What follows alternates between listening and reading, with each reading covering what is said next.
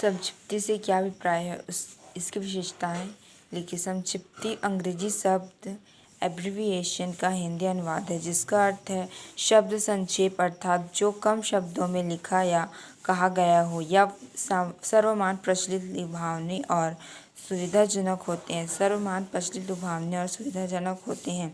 शब्द संक्षेप समय, श्रम, बोलने एवं लिखने में सुविधा और बचत के उद्देश्य से किए जाते हैं, ताकि ये पढ़ने और लिखने वाले दोनों के लिए आसान हो।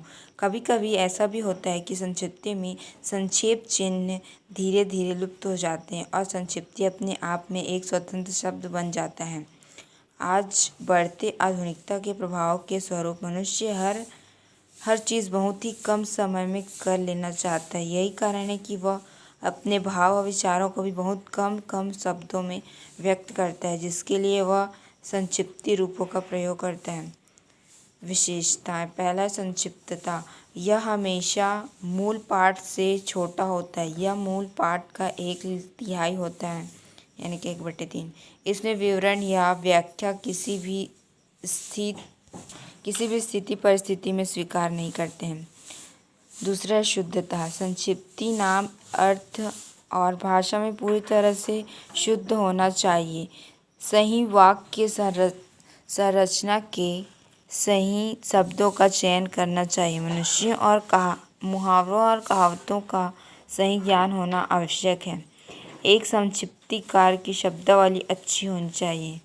तीसरा, उपयुक्त शीर्षक। संक्षिप्त नाम का शीर्षक मूल पाठ के सार के अनुरूप होना चाहिए, जिससे कि विषय सामग्री को एक ही दृश्य में समझा जा सके। शीर्षक लंबा और कठिन नहीं होना चाहिए। शीर्षक का सटीक और सही होना जरूरी है।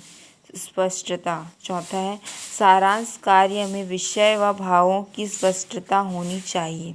इसके लिए ऐसी भाषा शैली का प्रयोग करना चाहिए जो सरल होते हुए भी अर्थ समझाने में समर्थ हो।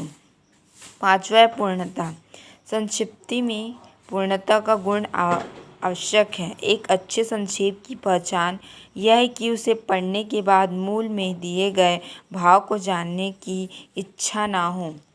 छठवां है, क्रमबद्धता। संक्षिप्ति में मूल पाठ के सभी तथ्यों को सरल रूप में प्रस्तुत करने के साथ साथ सुव्यवस्था का भी ध्यान रखना चाहिए। यदि तथ्यों में कोई क्रम नहीं होगा तो संक्षिप्ति को प्रभावशीलता में अड़चन, बाधा उत्पन्न होगी। सातवां है, मौलिकता। संक्षिप्ति में मौलिकता होनी चाहिए। कुछ शब्दों व वाक्यों को छोड़कर बाकी सामग्री जैसी है वैसी ही लिख देना संक्षिप्ति नहीं। संक्षिप्ति में मौलिकता होनी चाहिए। कुछ शब्दों व वाक्यों को छोड़कर बाकी सामग्री जैसी है वैसी लिख देना संक्षिप्ति नहीं है। संक्षिप्ति करते वक्त हमें हमेशा क्रियात्मक होकर नए दृष्टिकोण के साथ उद्देश्य व तथ्यों पर विचार करना चाहिए। उन्हें पाठ के उद्देश्य को नए वाक्यों में प्रस्तुत करने का प्रयोग करना चाहिए।